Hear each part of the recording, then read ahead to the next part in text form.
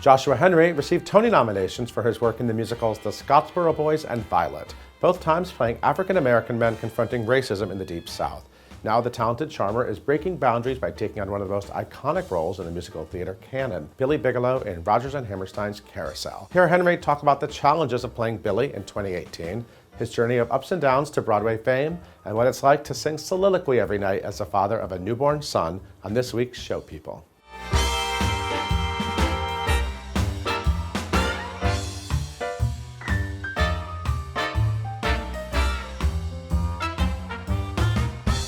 How's it going, Josh?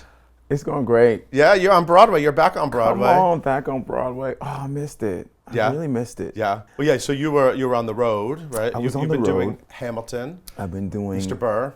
Yes. Sir. You've been doing that. Now you're back, and you're Billy Bigelow. Now I have to tell you, you're sitting with a Carousel freak. Like Okay. this is my favorite show, and Billy Bigelow is my favorite character of all time. Yeah. So you're here. Hi. Damn. Hi, Billy Bigelow. All How you right. doing? Well, I love this role. It's a fantastic role. Thank you. Do you know how many other men would knock you down a staircase to play this role?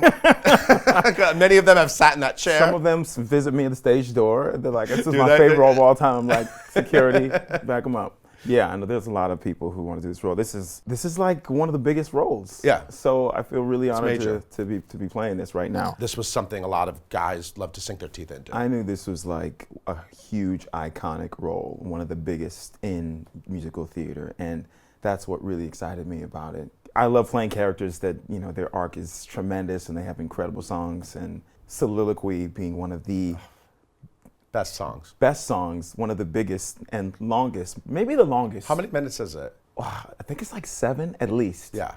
Yeah. Is there a song longer than soliloquy in the musical theater canon? I don't know any. So I love big, juicy roles like this, and God, having a great time every night with this cast. That soliloquy, let's talk about that. I remember when I first heard that song when I was a kid. I don't think I knew what a soliloquy was at that time, you know what I mean? Yeah. But it's such a, Billy Bigelow finds out he's gonna be a dad, right? Of course, you've been performing it as you were waiting to be a dad. We're gonna talk about little Samson at home. But Yeah, my boy Sam. But this guy who's sort of a mystery suddenly finds out that he's going to be a father, and everything just sort of breaks open. Everything changes right there. It's kind of like you know in Saved by the Bell, how Zach used to like pause things? Yeah.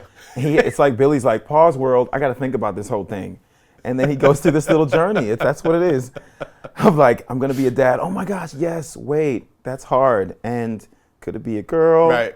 I love that you compared it to Saved by the Bell. Did you actually just do that? I literally just came up with that. I've never thought about that before, but pause. And then you resume, yeah. This is not a role that many black actors have taken on. I don't know any. Do Nor you? do I. I mean, Nor not on do I. Broadway. Certainly not on Broadway. Not on Broadway. And that feels really, I'm very honored. Yeah. I'm super grateful to have been chosen to do this role at this time. And it's huge. It's huge. It's a huge moment for me and for Broadway and for actors of color. And I think it's, you know, some people come to me at the stage door and they're like, thank you for opening these doors. And I'm like, well, I didn't actually, I mean, I'm thankful for the moment so that I can sort of show people what I can do. Right. But I think about Good way to work the people like, title in, by the way. Show people. Thank you for that. Thank you for I'm that. just off the top of the dome right now. Look at that. The doors were open for me by Stokes and Norm and Billy Porter, and you know, so I'm grateful to walk through these doors and sort of make a little bit of room, and I'm hopeful for what the future holds for actors of color and for everyone. And I think Broadway is huge in that way, in that they do things that have never been done before and take chances. So I'm, you know, not to go back to my last show, the famous one, but I'm not throwing away my shot on this one. That's Yeah. yeah. And it's what I was thinking is really interesting is that so many of the opportunities you've had on Broadway, by the way, 2 Tony nominations, and you've been phenomenal in every show I've ever seen you in. But so many times your characters are commenting on the African American experience. It's sort of a part of what of your story in so many of these roles, and it's interesting that that's not at all what you're dealing with here. And is that different for you, or is every character just have their own journey and that's sort of incidental to it? Well, I think with this character, with Billy Bigelow, you bring yourself to the character. Yeah. And in rehearsal, we would have these moments, and everyone looks around the room and like, well, that's not the way that it was. That's the way that it was written. But just because I bring what I bring, it brings out a moment a little bit more. And I actually didn't think about that in terms of, Poor You. That's my first thing with being Scottsboro Boys. And right, which was a real life case, which is a real guy, really existed. And absolutely. But this character, at around the 1900, Billy Bigelow, he didn't have much education, He got by on his charisma, and one of the people in history that I thought about for this character was Black Jack Johnson, because he's a famous boxer. He was, heavyweight champ, and he just kind of did whatever he wanted to do, and he got by on his charm and his talent. And he dated white women, which at the time was not accepted. Right. So I sort of thought about him when I was thinking about Billy Bigelow. But yeah, he's certainly ahead of his time. And it's interesting to bring that energy into a piece like this without changing a lot, without changing words and lyrics and things like that. There's been a lot of talk about doing this show today, the Me Too movement, the Time's Up movement. Billy Bigelow is an abusive character in the plot. Yeah. He kind of is a guy who lashes out, right? And maybe you don't see much of it on stage, but you hear about it. What is it like for you to explore that today, and what's it been like for the production? Well, it's hard. It's hard for me to reckon with. I think when you're playing this character, the fact that he is abusive and violent, I'm not those things. Right. So, but along with that violence, which we don't shy away from, he loves his wife and his child so much, and I think that's what's the biggest challenge with this role is those things are so intertwined. And Rodgers and Hammerstein, I think, did a great job of creating such a complex character that has to reckon with those two things. Yeah. And I think that's why it's such a beautiful journey to take on. I love playing roles that they're not just the good guy or the bad guy. How do we ride that wave, throughout the night? And that's my challenge in this role. Critiques of the show have been difficult for me to listen to sometimes as a fan of the show, because the show deals with these things. Right. Is there a second chance? Right. Can you bounce back from something so heinous? Can you be redeemed? That's a really big question that I think, in 1945 we were asking, and made people a little uncomfortable, and now we're asking that. And it's okay to I think it's a good thing to be a little uncomfortable and to ask these really hard questions in the theater, and that's why Rodgers and Hammerstein were ahead of their time. Okay, we're gonna take a quick break. We're gonna be back, and we're gonna talk more about my favorite musical ever written, Carousel.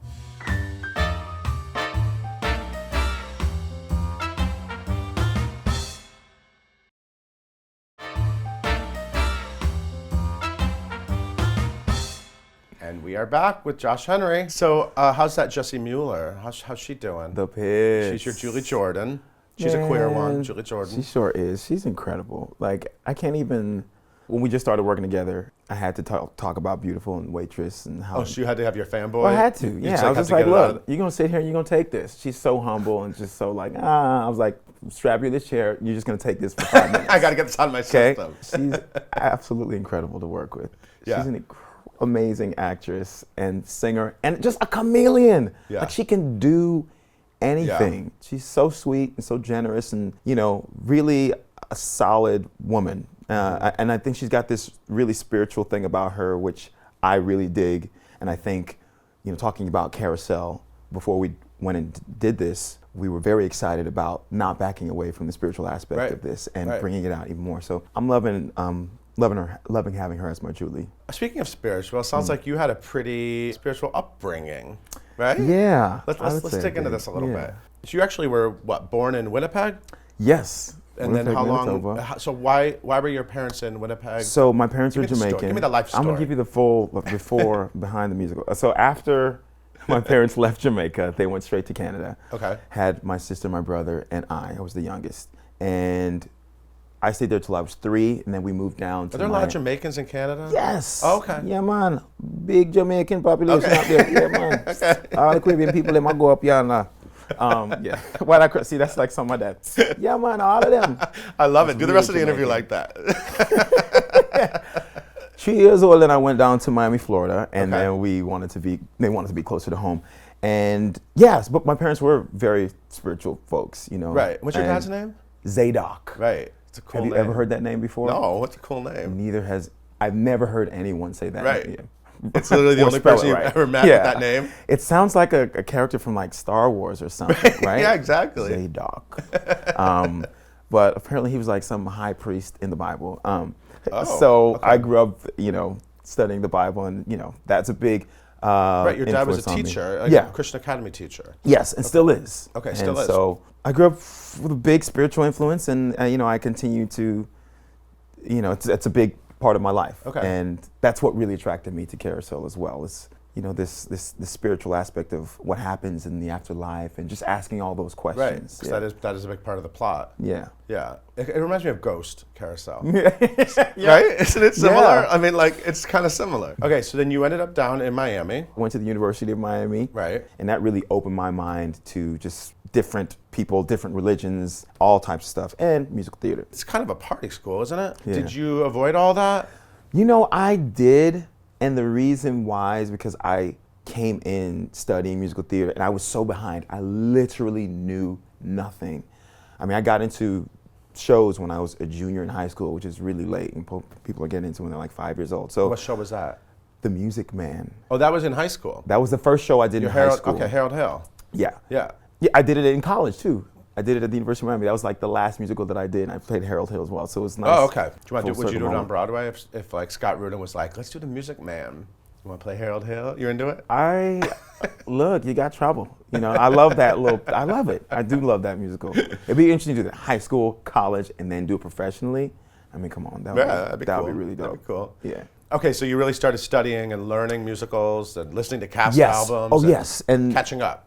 literally just living in the music library, studying the shows and learning what music theory was. Everyone around me knew it. So that's what kept me out of, that's one reason I wasn't into the Miami party scene, because I had 8 o'clock music theory, and then I would stay up till 2 o'clock. You were too just busy listening to stuff. cast albums. I was, let's call a spade a spade. I started like getting roles and got very confident, and Michael McElroy came to our school to like direct me in Violet. Yeah. And I was like, okay. Then I had like the template of what I wanted to be. So like all the things came together, around my To be junior Michael year. McElroy. That's pretty much. He's a charming guy. I could see, and he could sing. He can sing. sang. Come on. Yeah. Sang with a capital A. Yeah. Yeah, he can. And then you got out of school and you had a gig, which was Godspell. Yes. Still with the spiritual, right? Right? So See everything that? is like. Your whole life you've been training for Godspell. Yes, that's right. That's right. Oh, my parents were so happy that You that was did, the must first have weekend. been like, oh, the perfect of show all the business. shows, Yes. I'm like, Mom, Dad, God spell. And they were like, hallelujah. That's when I met Robin DeJesus, who was in a little off-Broadway show called In the Heights at the Right. time. And he You had were me in it together at audition. Paper Mill, Godspell. Yes, Yeah. yeah. And it was supposed to come to Broadway and it didn't. Right. But Robin was doing this In the Heights thing and he said, He was like, you should come in and audition for the understudy of Benny. And I did, and that's how I got into the In the Heights Dream Team.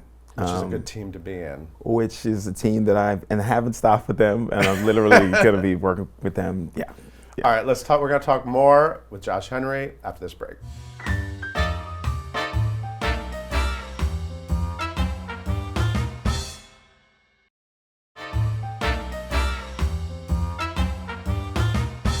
And we're back with Joshua Henry. You sound more like a two-time Tony nominee if I say Joshua.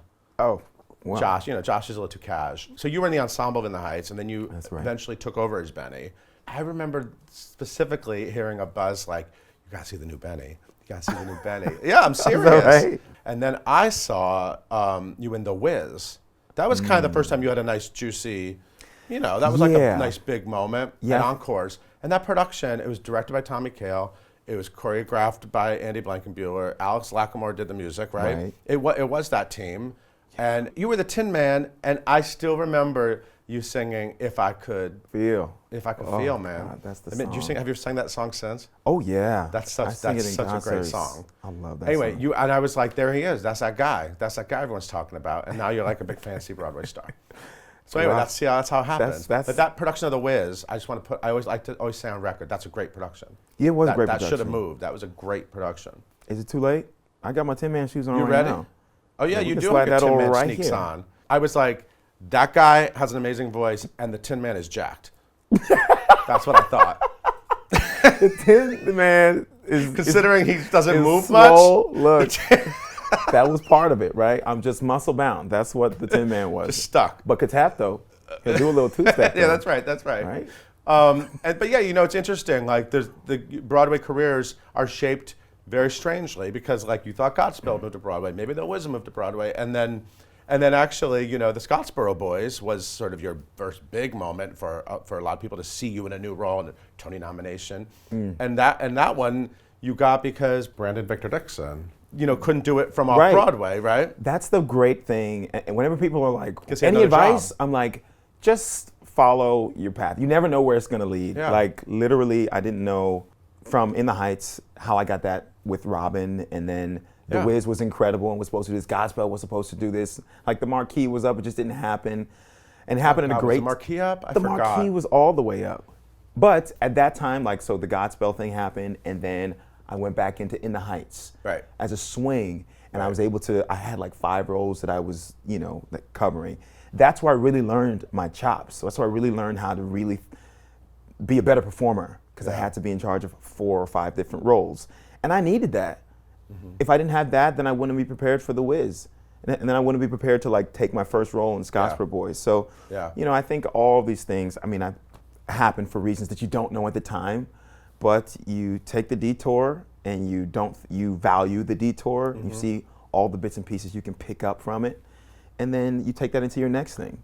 Right. How's your wife, Catherine? Catherine is amazing. So you guys met at Yeah. University of Miami. Yes, we were across the hall from each other, and that's how we met. Oh. And You met in the hall. we met at the elevator. At the Yeah. elevator. And I still remember when she walked off the elevator. She's got this beautiful red hair, and like she smiled at me, and I was like, "Oh snap!"